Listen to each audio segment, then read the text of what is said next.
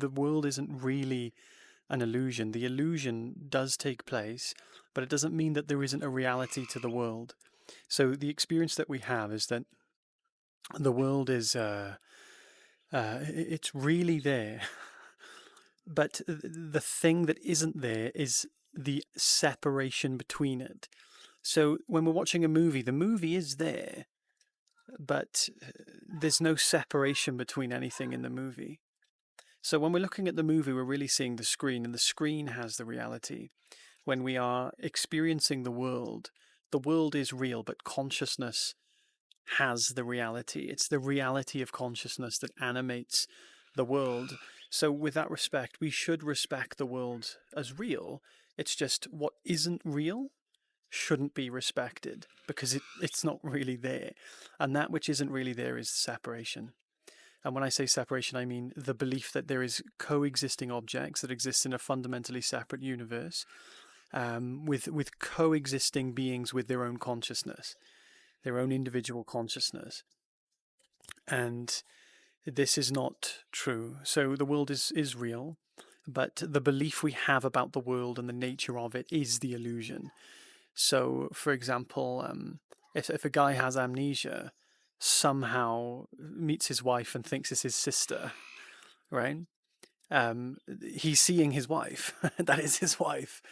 But he believes it is his sister. So he's seeing someone. So someone was to say, "Oh, by the way, your sister's not real." He'd say, "What are you talking about? She's right there." This is why people get so confused. She's right there. I can see her. What are you saying? She's not real. What else? What is she then? Um, Obviously, she is real. It's just it's not his sister. It's his wife. You see. So the man is under the illusion that that which he is seeing is something other than what it is. That is what we mean when we say illusion. So don't be confused. Don't think that the world doesn't have a reality. It does have a reality. It's just the reality is not what it appears to be, and it's not what we think it is. The reality is purely reality itself, which is pure consciousness. It's the quality that we can denote of it, that we can relate to in our experience, is just a fact of awareness. That's the same reality that that is across the board of all experience that could ever be possible. And that is the foundation of reality. It isn't just fundamentally awareness. It's not just fundamentally this knowing aspect, even though it is. It's beyond comprehension. We can't comprehend further than that, simply because there would be nothing to comprehend. It is beyond. Once we go to awareness, there's nothing. It's prior to the mind, so that the mind only has access to understanding information, which is numbers, objects, size, shape, forms, and measurements. We cannot understand something with the mind outside of the colors, forms, in essence, outside of awareness, outside of just simply the fact of knowing, because awareness is outside of the dimension where time and space, therefore measurements and successions and things exist. So people are real. Just go to your experience right now. You are having a very real experience, whatever you're having, even if you believe, even if the what you think experience is might be an illusion, irrespective of that, there is a reality, even if you don't know what it is.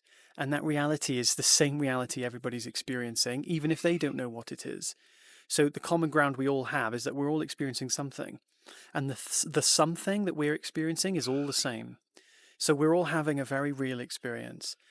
It might not be separate individuals experiencing it in the sense of, when I say not separate individuals, it might not be separate consciousnesses experiencing it, but the fact that we can create individual finite experience, as the same consciousness from an infinite number of points of view, that is actually what creates the individual. And the individual deserves its own respect. Because if we don't respect the individual, even from the highest non-dual state, you therefore lack compassion. You lack love, because how would you interact with such a being? You wouldn't be able to comprehend that there was another being there. You see, and there'd be no communication. In fact, there'd be no communication with anything. So you cannot have an experience if you try to take it from the highest point of view, because truly the highest point of view is not really the highest point of view. And this is something that we have to wake up to on this path, and mature from. People talk about the highest point of view as there's absolutely nothing, not even existence, because existence means to stand out from. or to stand apart from. And that's true, nothing stands apart from reality, in the same way that the current in the ocean doesn't stand apart from the ocean. It's in the ocean, it's a motion of the ocean, right? In the same way, we never stand apart from reality in order to exist, but there is something. And what we're pointing to is not the thing that stands apart from something. We're talking about the thing that nothing can stand apart from.